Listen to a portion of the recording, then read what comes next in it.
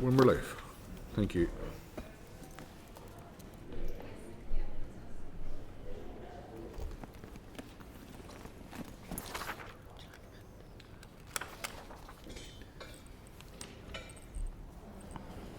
Thank you. Okay, members, welcome to the 35th meeting of the Public Accounts Committee in this mandate. Can I advise members that the committee meeting will be recorded and broadcast throughout Parliament buildings and online. However, there could be a slight delay in moving to any private session or back into public, so please be patient with the system. Can I also advise those who will be joining us in the public gallery they're welcome to use the mobile devices as long as they're in airplane mode and all devices are muted. And they can also connect to the Assembly Wi-Fi. The rules are in the password is in the gallery rules. It is not permitted at any time to take photographs or record any part of today's proceedings. Okay, members, Clerk, with no apologies? No. Joining us online is Padraig Delargy MLA and Colin Crawford MLA, and hopefully they can see and hear us okay. Yes, thanks, Colin and Padraig. Thank you. Thanks. Okay. Just indicate at any point when you want in throughout the agenda and we'll pick it up. Okay, members, agenda item 2, can I refer members to the pack for a copy of the draft minutes of the meeting of the 6th of March at page 7 of the meeting pack. And if members are agreed, seek agreement on those minutes that they're accurate.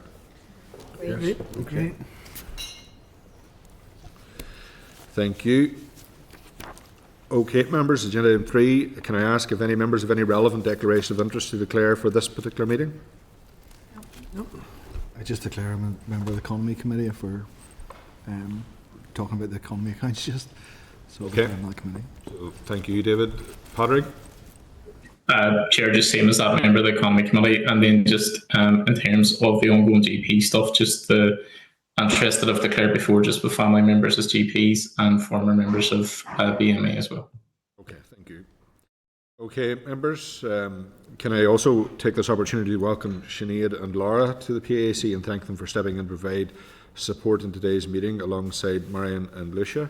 It is very much appreciated, so thank you. I'm sure you will enjoy it anyway. Matters arising, members, can I refer you to the letter from Hugh Wittes, the Accounting Office of the Department of Justice, page 3 of the table papers, confirming witnesses for the upcoming inquiry into preventing adult reoffending. Accompanying Mr. Wittes will be Beverly Wall, the Director of Reducing Offending Division and Director General of Northern Ireland Prison Service, Sean Holland, Director of Access to Justice, and Amanda Stewart, Chief Executive Probation Board for Northern Ireland. Mr. Wittes has also provided the committee with a number of key updates since the report was published in June 2023. Members, are you content to note the correspondence provided by Mr. Wittes? Okay, thank you. Okay, members, item 6, correspondence. Can I refer you to correspondence from the Commonwealth Association of Public Accounts Committees at pages 16 to 59 of the meeting pack. It includes the CPAC strategic plan, the Executive Committee elections nomination form and report of the CPAC held in Malta in November 2024. Are members content to note this correspondence? Okay, thank you. Okay, members, at agenda item 7, we have a briefing on the disclaimed opinion on Department for the Economy Accounts. Can I refer members to the relevant documentation for this item? The clerk's memo kindly provided at pages 6 to 8 of the table papers. CNAG report again kindly provided at pages 9 to 18 of the table papers, which was very helpful. The audit certificate at pages 19 to 24 of the table papers. The Northern Ireland Audit Office media release at pages 62 of the meeting pack, and the annual report and accounts for the Department for the Economy at pages 64 to 309 of the pack. Can I take this opportunity to welcome to the meeting Dorina Carville, Controller and Auditor General for the Northern Ireland Audit Office, and Seamus Wade, Director for the Northern Ireland Audit Office, joined by Kyle Bingham, the Assembly Support Officer for the Northern Ireland Audit Office. And with that said, Dorina, I invite you to brief the committee on this issue. Yep, thank you, Chair. Members, just to give you a little bit of background as to how we have arrived here. So in the prior year, the 22-23 year of account, there was the first year there was a requirement for departments here to produce group accounts. So In regard to the Department for the Economy, they have an extremely complex group. There are 16 component bodies sitting underneath the department. You'll be familiar, the further education colleges, Invest NI, for example, some north-south bodies. 10 of those component bodies have different year ends, and in accounting terms that proves quite significantly difficult to consolidate. Last year we did experience significant difficulties during our audit process, and it was significantly delayed last year. The department were unable to meet their statutory deadlines, and we were unable to meet our statutory deadline to audit. The account was qualified last year for matters relating to the previous year, but I did issue a report on the accounts last year which outlined the significant delay. And the department committed at that time to do certain things to improve this year, which they did do, increasing their capacity of staff, developing an IT solution to help the process, and to learn lessons from the delays. However, this year, the continued problems, and Seamus will give you a synopsis of what they are, have caused me to issue a disclaimer opinion, and it's only right that I point out to the committee how significant this is. It is considered to be the most serious opinion that I can give. It's the first time that we believe it has been issued on a set of departmental accounts, certainly here, but even we believe elsewhere across the UK, Scotland or Wales in fact. To give you some level of assurance, I am required under auditing standards to carry out a significant amount of audit work to get to a disclaimed opinion, and we have been auditing this account from July of last year, and I'm only able to issue that opinion now in March, which is a similar timetable. To put into context just how serious it is, ordinarily I provide 2 opinions to the Assembly on all accounts. I provide an opinion that they are true and fair, which is akin to accurate, if you like, and properly prepared. And then I provide opinion on regularity, that the government body has applied that spend for the purposes intended by the Assembly. What this disclaimer means is that I can provide neither of those assurances to the Assembly over the level of spend that has been given to the Department for the Economy in this year. So not something I've arrived at lightly. There's an 11-page report attached to this account which you have in there, and Seamus can maybe just give you very briefly some of the issues which we encountered this year. Okay, thank you, Darina. So the report that was issued notes that we were unable to obtain sufficient, relevant and reliable audit evidence to support the information in the financial statements, and therefore a disclaimer audit opinion has been issued. And effectively what this means is that the Controller and Auditor General has been unable to form an opinion on whether the statements, first of all, provide a true and fair view of the organisation's transactions for the year, and secondly, whether those transactions were regular, and in layperson's terms that means whether they were in accordance with the purposes authorised by the Assembly when the funds were allocated to the department. Darina has already highlighted that this is an extremely unusual occurrence and a matter of some significant concern for us. The audit opinion followed quite a substantial amount of audit work. It was commenced in July, as Darina said. We have a deadline to try and complete by October, and despite all of our best efforts, we didn't complete that work or get to a position where we could provide a definitive opinion until March 25, so just a few weeks ago. And I guess the point is the resource that we've devoted to this is probably about twice what we would normally expect to devote to an audit of this size and complexity. The complexity is a key factor in all of this. I guess the departmental group has a number of components, and normally departmental bodies share the same accounting year end, and that makes the process relatively straightforward. The component teams will have processes in place, they will have arrangements to produce a set of accounts, and that will bring with it the information and supporting documentation that auditors will need. One of the complexities that faces the Department for Economy is that 10 of its component bodies do not share the same year-end. And effectively what this means is those bodies have to do an additional significant piece of work to produce financial information at the 31st of March. And to give you some sense of this, the colleges have a year-end of the 31st of July.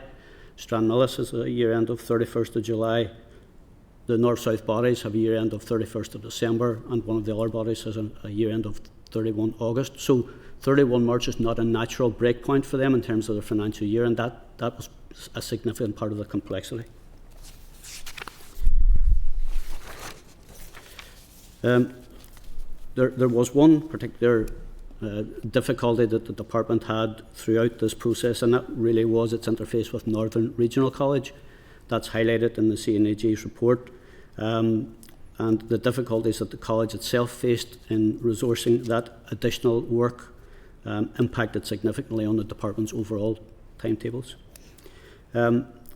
We would acknowledge that the department did its level best to work with us. The relationships were positive throughout the audit, and the department does continue its work to improve its processes and its interface with its component bodies in order to make production of group financial statements more timely and of better quality going forward.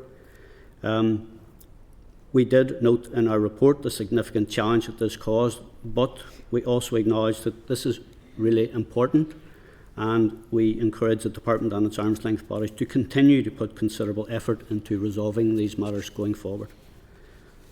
So, Chair, that is a high-level summary of the issues that we found. Happy to take any questions or comments you might have beyond that. Thank you, Seamus, and thanks, Runa. The report that you have kindly provided, is very detailed, and I appreciate that. It provides a fair amount of clarification around some of the concerns that members undoubtedly will have. I am concerned, though, that this is probably what you could describe as unprecedented, with the exception of an event under direct rule many years ago. And that would give not just us concern, but our public, obviously, in terms of what has happened here. So I suppose anything that can shed some light in that. Also, that there was delays last year and subsequently that led to the events of this year, and not to mention the huge resources and expertise that went and did from your offices. So we appreciate that very much. So I just have a question. Given it is the second consecutive year of delays, can you provide any clarification what actions and assurances that your office can seek to ensure timely and accurate financial reporting in future audits from this particular department? So we did ask that question of the department, and you will see they have provided a response, which we have actually. It's in paragraph 42 to the report on the accounts. The department acknowledged that they have implemented several improvements for the 24-25 year, and they're listed, reviewing processes around intergroup transactions, further increasing the capacity and capability of their finance team, increasing communications with their components, and maximising the use of IT solutions, just to name a few. One of the issues that I think it's fair to say that we have learned from last year, delays have a knock-on impact, and we saw that, because, to be fair to the department, this time last year, when I look back, what they committed to do, they did. But when I'm signing a set of accounts this late March, and the year end is upon them again, you have very little time to put those processes in place. I would also point out to the committee that my opinion next year will most likely not be an unqualified opinion. because we will obviously have the impact on the opening position brought forward.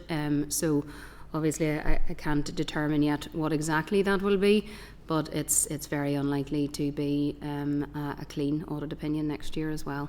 It'll take some time for these issues to be resolved.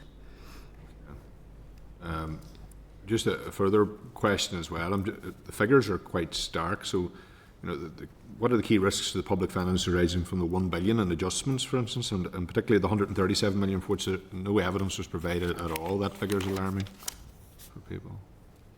And that is the position we're in here. We cannot provide you with an assurance around those figures. We have clearly carried out levels of audit work, but in terms of to arrive at the disclaimer, there are so many issues, and those issues have been determined to be so material and pervasive to the account. So, and what that essentially means is that they're having such a knock-on impact throughout the whole account that my entire opinion, I can't provide you with any assurance about the figures in this account. Okay, Cheryl, and then Dan. Thank you, Chair, and thank you for the report. I suppose the ability to kind of get this independent verified opinion is just a fundamental part of good governance. This is extremely concerning. So I suppose a few questions I had, just in terms of the additional cost this is placed on the NI Audit Office. Who fits that bill? And again, if you can, how much extra financial cost has this incurred your department? So essentially, so the cost to this audit for me is a resource cost. It's the cost of my staff's time. We've had a significant team involved. If you think we started this audit in July, the idea was it has a statutory deadline of October, so my staff should have had their work completed by then. The staff time has, as Seamus said, it's more than doubled then in time cost that is met out of my budget.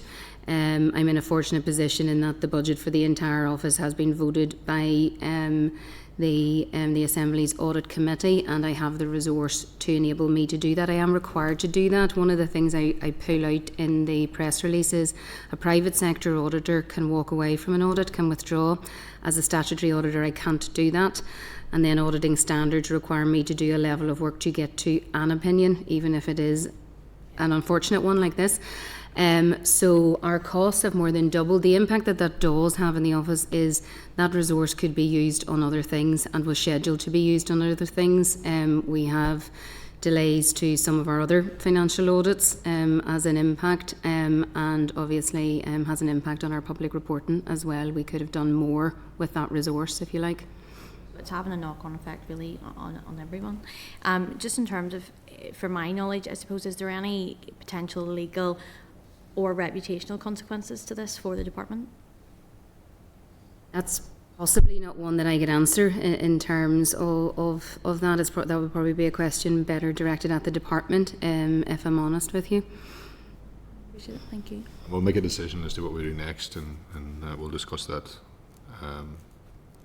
as a committee and closed in terms of our forward action. Dan? Thank you, Chair, and thank you very much, CNEG, for this. Coming from my own background, I understand the impact of this, and I was absolutely shocked whenever I heard this come out at the weekend. The severity of a disclaimed opinion is absolutely huge. If it was the private sector limited company, you'd be seeing fines imposed, directors struck off potentially. Like, this is how serious of the consequences could be. So I just think we just need to really emphasise as this committee how important it is that you have given this opinion, and for you to say to us here that there's £1 billion that you as the independent auditor cannot verify in the Department of Economy's accounts for 23-24 is absolutely unacceptable here. And I just want to ask you, in terms of that, what is the impact on the block, Grant?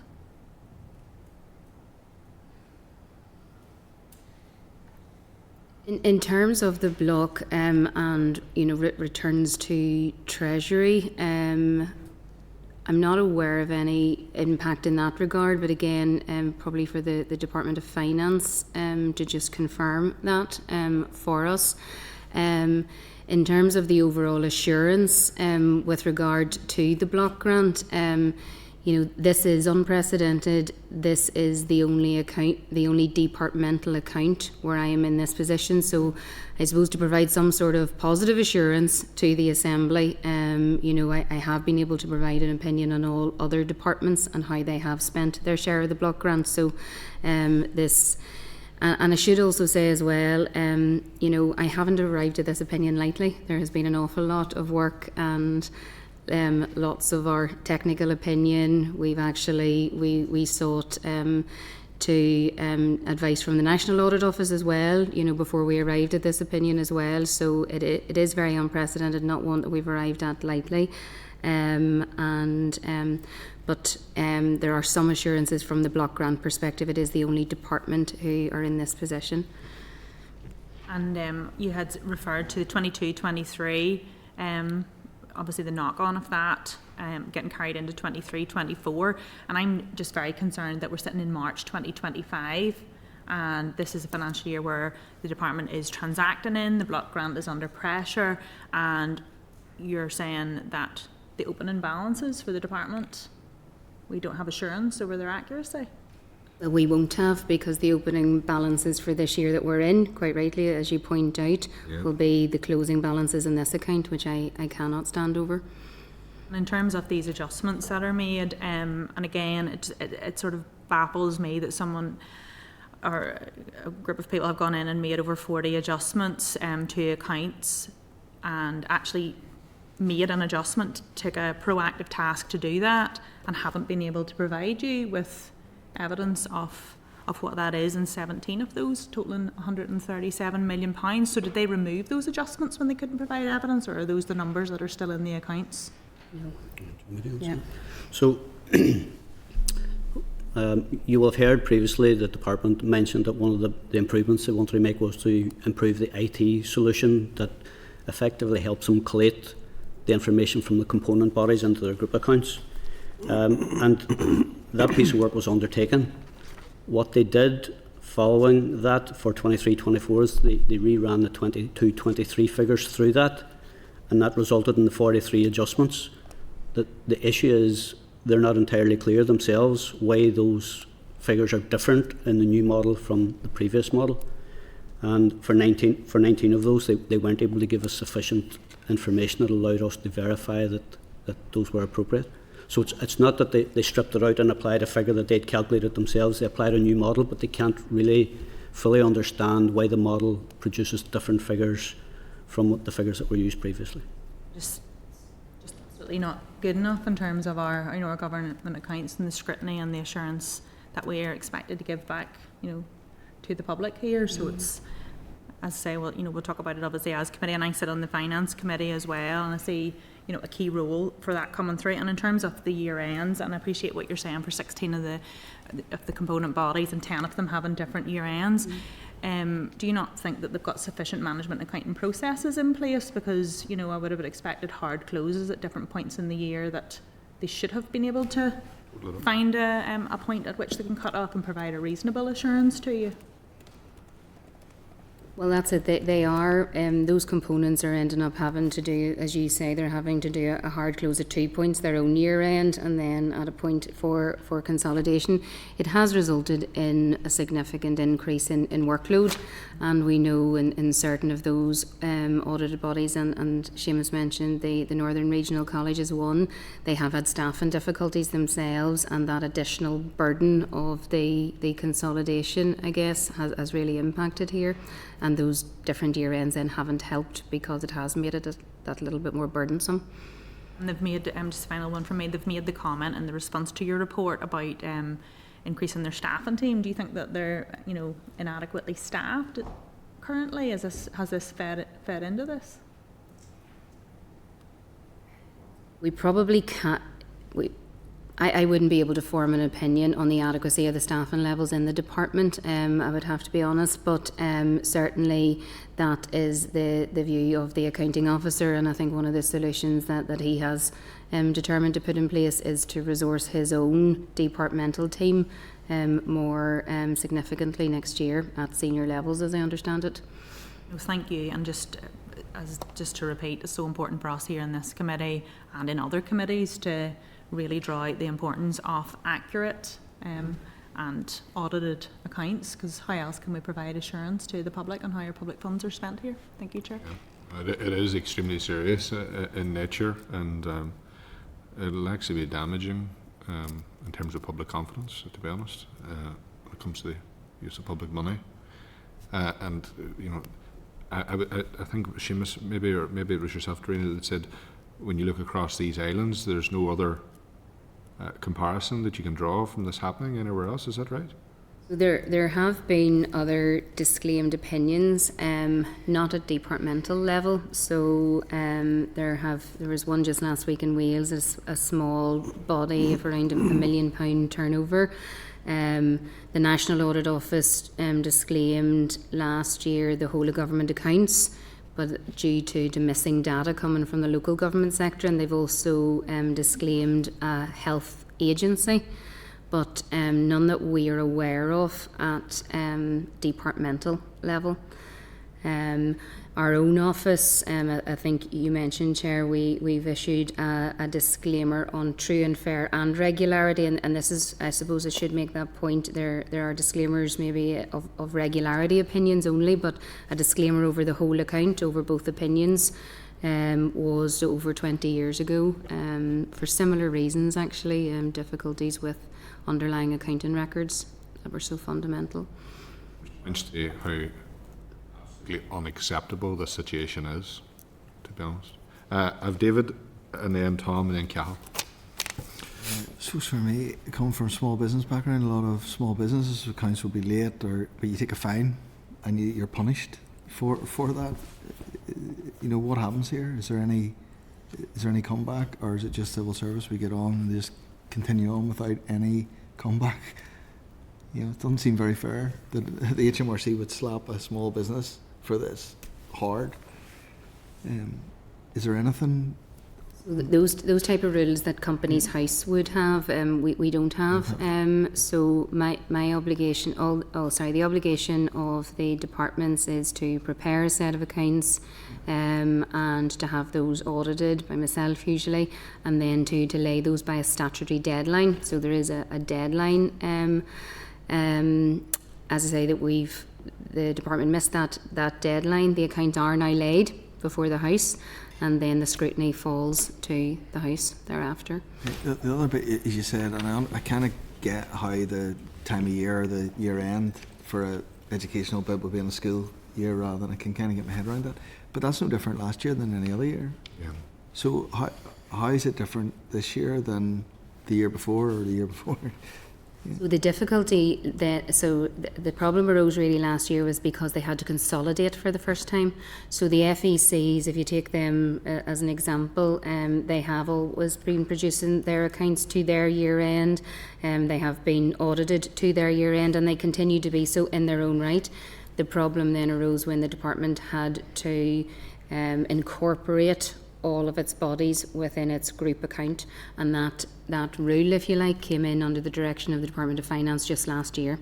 So that's when the complexities arose. So they haven't had a capability of being able to go on 31st of March, the match. That's the issue. The issue is they haven't been able to say on 31st of March, this is where we sit. So they have been able to do it. It's the complexity of drawing them together then is the issue, because they have the components end up have to work to two reporting deadlines, their parent departments of the 31st of March and then their own statutory one, which is different. So it's increased the burden for them to have to do it to both. You know, it is complicated. We completely acknowledge that. It definitely is complicated. Thank you. I think in terms of responsibility, the buck stops with the accounting officer. There's a legal responsibility, as far as I'm aware, but we'll seek further clarification in relation to that and where the accountability mechanism falls. As a committee, the concern I have here is, as a committee, we were told in a briefing from the department, not about finance, but about an issue that we were dealing with, just trust us. that you know, they wouldn't give us the information as a committee. They're very, very withholding of stuff and don't give, as a committee, the information and then tell us to trust. So I just put that out. That's a real concern when you come to this as well. Thank you, David. Tom?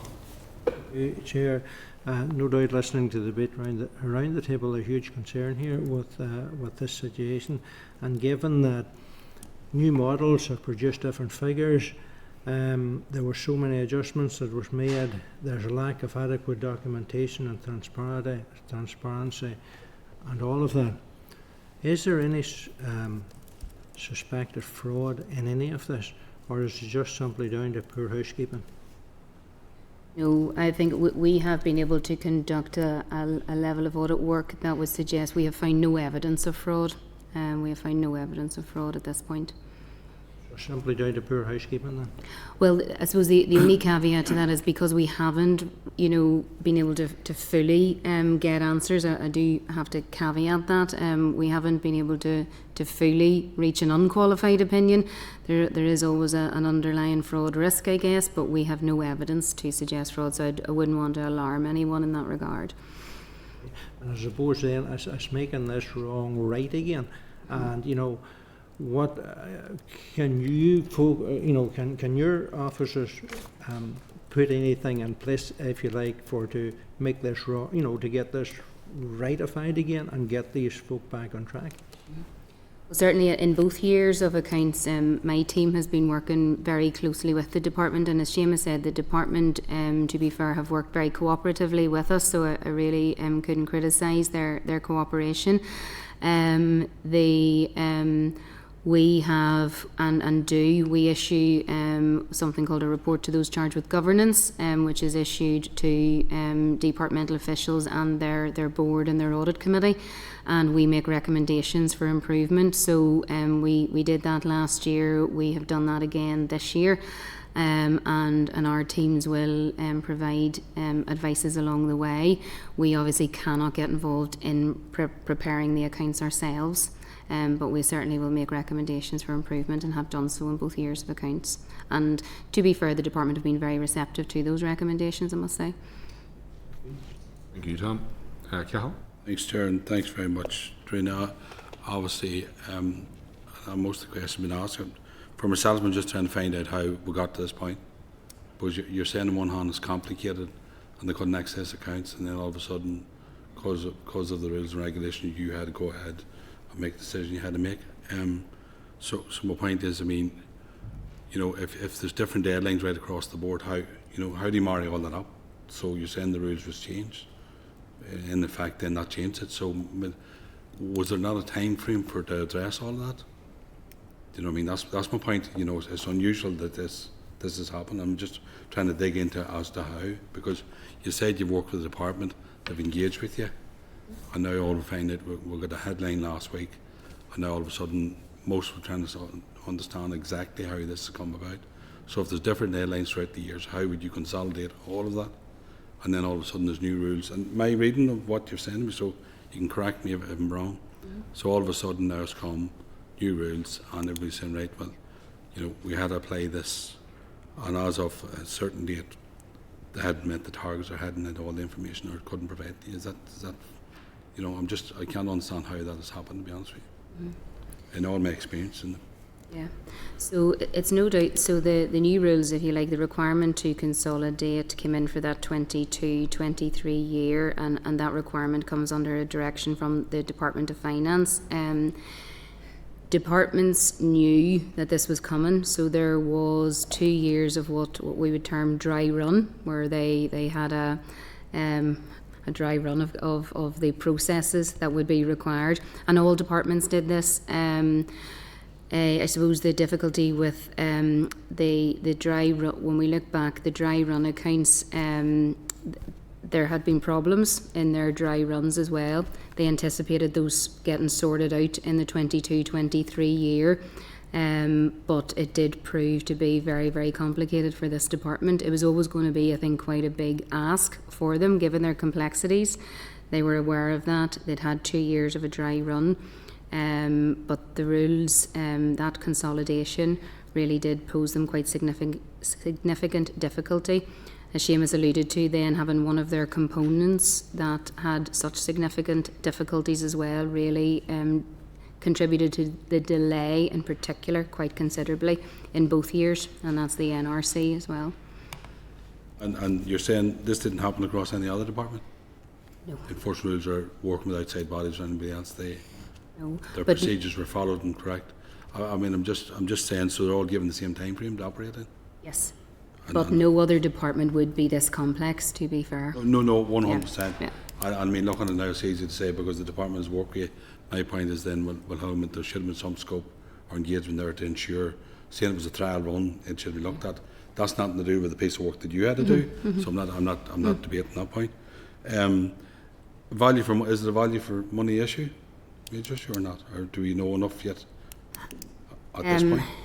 It depends what way you look at value for money. Certainly, the amount of resource that I have had to contribute to this audit, and the amount of resource that the department have had to put into it as well, because you know, if you look at those months that my team have spent auditing, the department have had a team facilitating that audit for the same length of time, and before that, in preparing the accounts. It has incurred more public money than should be necessary. No, appreciate it. And it's about getting it right, to be honest with you. So my point is just, like I said, you've been on the committee and I haven't experienced this before. So it's hard to tell where or not. But you're saying the department they have engaged with you, as best I could, is that Yes, right? yeah. So I mean, and they've known all along. How long have you known yourselves in terms before you reach the decision to make the final report? Well, I signed the account towards the end of March, the exact date.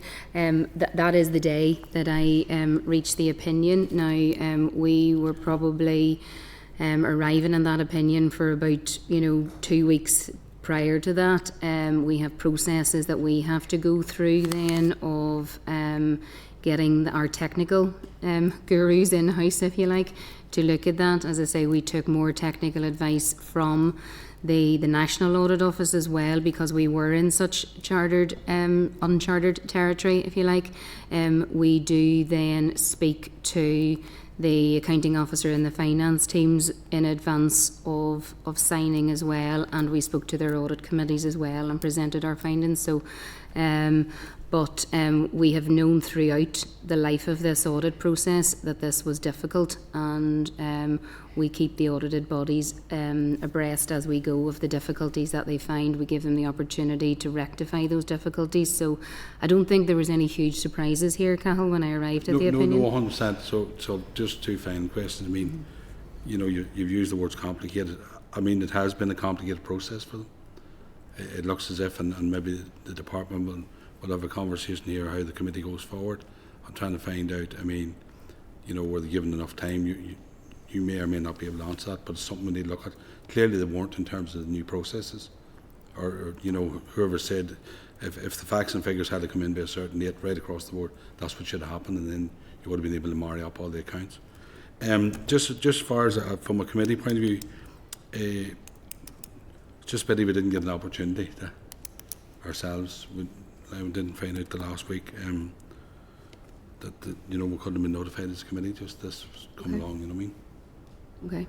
So just maybe in the future, because I mean, what had a proper, like, I only need a few days to look at this, trying to find out exactly what went wrong. We're reading reports and everything else, but going forward in the future, Chair, we need a proper statement, and it's nobody's fault. I'm just saying it's. I think I'm trying to get a better understanding exactly, because this is an unusual case. It's complicated. I'm only using words that you've expressed the other day yourselves, so it's just something we need to. I think it's fair to say that the Northern Ireland Audit Offices have been very honest and clear that this has been an extremely difficult process and have exhausted every potential avenue before reaching to the conclusion that unfortunately has had to be reached.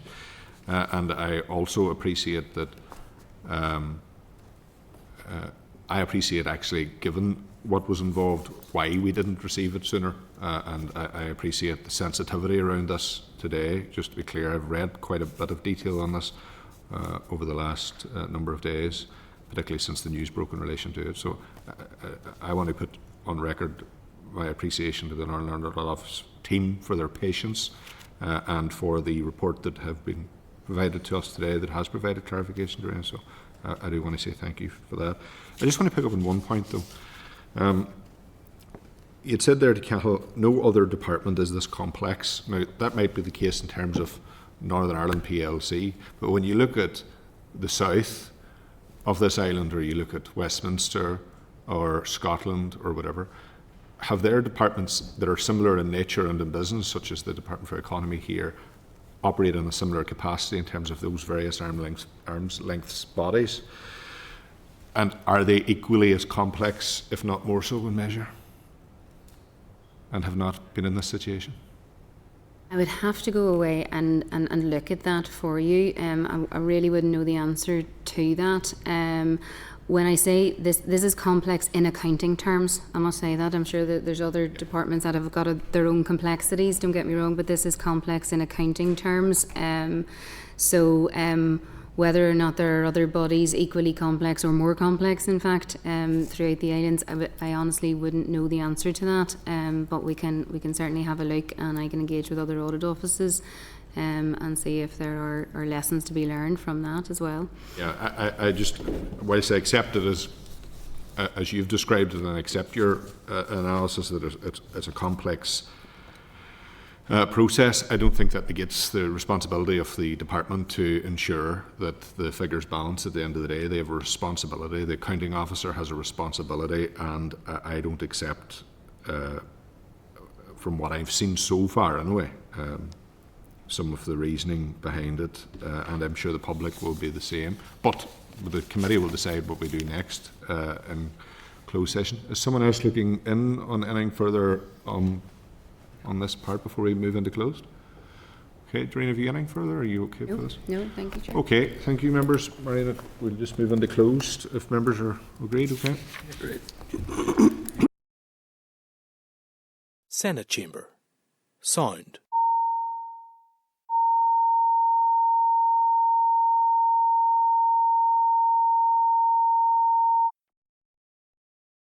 Senate Chamber. Sound.